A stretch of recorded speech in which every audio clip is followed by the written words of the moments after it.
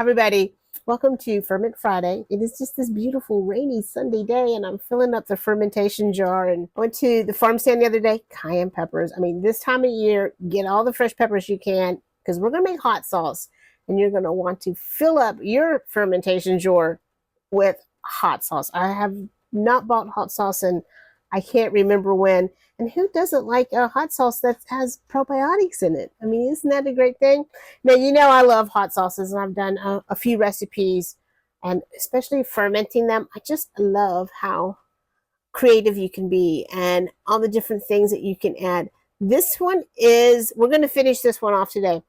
Banana peppers and mango. For 2% brine, if you're using your Redmond's reel, it is about 3/4 of a teaspoon. And I kind of don't get upset if it's not perfect, if it goes over and it's closer to that teaspoon. If you're using your Diamond kosher, then 1 1/4 teaspoon of salt per cup of water. Now, I'm going to say it. I know if you watch me a long time on the videos, you're going to get tired of me saying it. For your fermentations, for your life in general, clean, pure salt. No additives, no iodine, no preservatives, just pure, clean salt. So what I'm going to do is I'm going to get this set aside and let that salt kind of dissolve while we get our peppers ready. Now, one thing I do like to put in my hot sauces is a little bit of carrot, because this carrot naturally adds some sweetness. And I'm just going to, it's so hard to work with gloves on, but I'm going to give these a rough chop and into my jar. I also have 2 cloves of garlic. I went ahead and smashed them earlier, but I'm just going to give them a rough chop. And I have 1/4 of a small onion. Again, we're just going to give this a rough chop. Or you could do a shallot as well. I have gloves on because these are hot and you do not want these on your skin. And Billy's sitting over there on the couch, and at least 3 times I've had to lay down and him pour milk in my eye where I didn't wear my gloves and then touch my eye. So I never would put milk in her eye. Yes. I don't care how much she suffers. Yes. Now, seeds or no seeds, totally up to you. Now, for your hot sauces, 7 to 14 days. That 7-day, it's definitely going to be brighter and harder. And the longer you let it go, it's going to mellow out a little bit.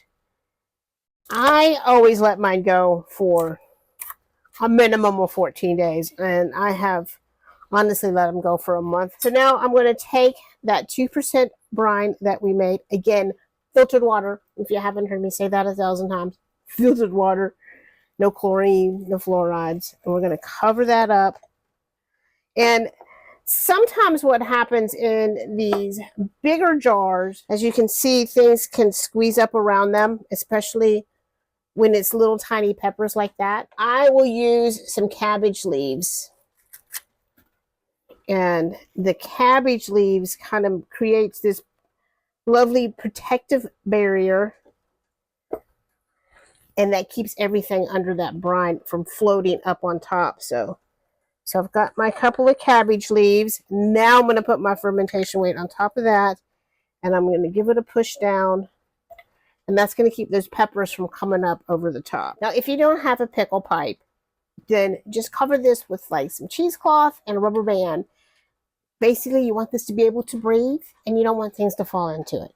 If you put a tight lid on it, then you have to open it and close it every day and burp it.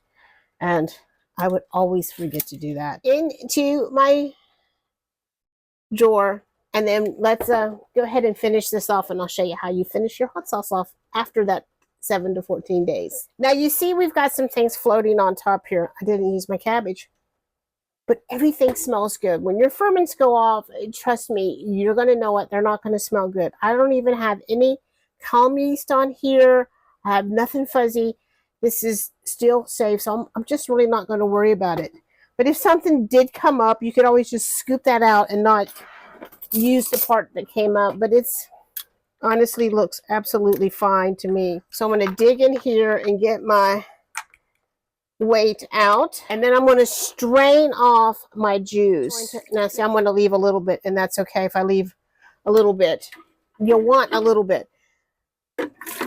And we're going to, with your highest speed blender, we're just going to pulverize this basically. So you do need some of this. You just might not need all of it. It might make it much too runny. And what you can also do is add a little honey, a raw, unfiltered honey, if you want to add a little sweetness. This is the time to do it. And I'm just going to maybe do a teaspoon. So I'm just going to start this and then add the brine as I need it. So I'm going to strain this, and this isn't necessary, and it really kind of depends on how strong your blender is. But you might like those little bits of pieces in there. Let's take a taste and see what I think.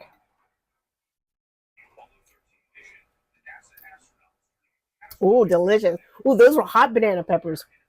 I forgot. That was really good. That's a delicious, delicious hot sauce.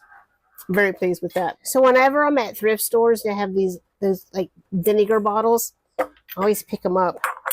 So I like to put my hot sauce in them because then I can just sprinkle them right out of the bottle. Hey, honey, come taste this hot sauce. Do I have to taste hot sauce? But I love hot sauce. This is banana pepper and mango. Don't be silly. Don't be silly. I don't want them all. Oh, take your medicine. Take your medicine. It's so good. Yummy, yummy to my little fat tummy. Oh, get out. You were supposed to act like you had some sense. I think he likes it. Let me know if you ferment some hot sauce. He's back there making faces at me, y'all. I am not. Last time I asked him to taste some hot sauce. So now let me know if you make some fermented hot sauce. I really hope you do, and I hope you start experimenting.